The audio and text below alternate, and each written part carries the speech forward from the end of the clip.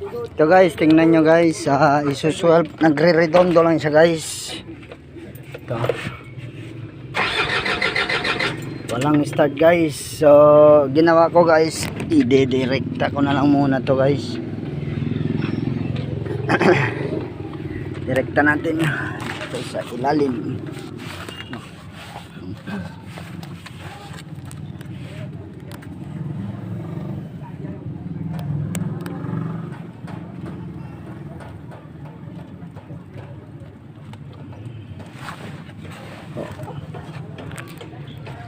So ayun guys, dinirekta muna natin guys.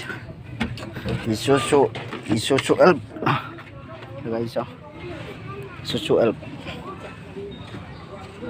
didirekta lang muna natin guys.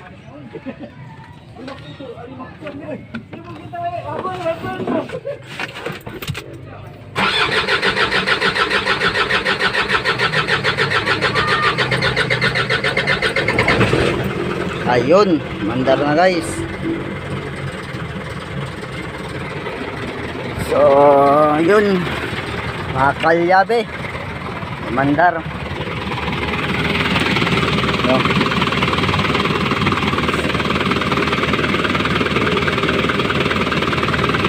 Mga kalyabe, so, mandar siya.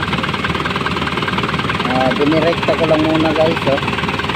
Pero guys, hindi ko ina-advise sa inyo ganitong gawain guys, na magdidirekta kayo, kasi base lang to sa mga electrician lang to guys, at saka mekaniko, electrician, technician lang to guys. Kasi kung kayo kasi magdidirekta nito guys, tapos wala kayong alam sa electrical, baka masusunog, mas lalong lalala yung kuan guys, mas lalala yung sitwasyon ng truck pag kayo mismo yung nagdirekta, kasi hindi nyo alam guys yung mga connection ng wiring.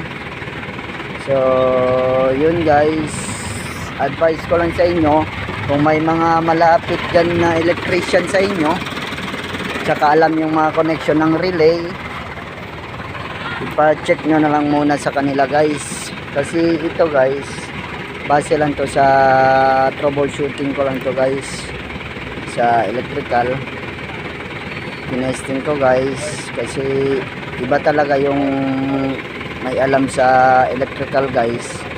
Kasi baka mag DIY kayo dyan, baka yung DIY nyo, instead na magiging maayos yung truck, baka mas lalala.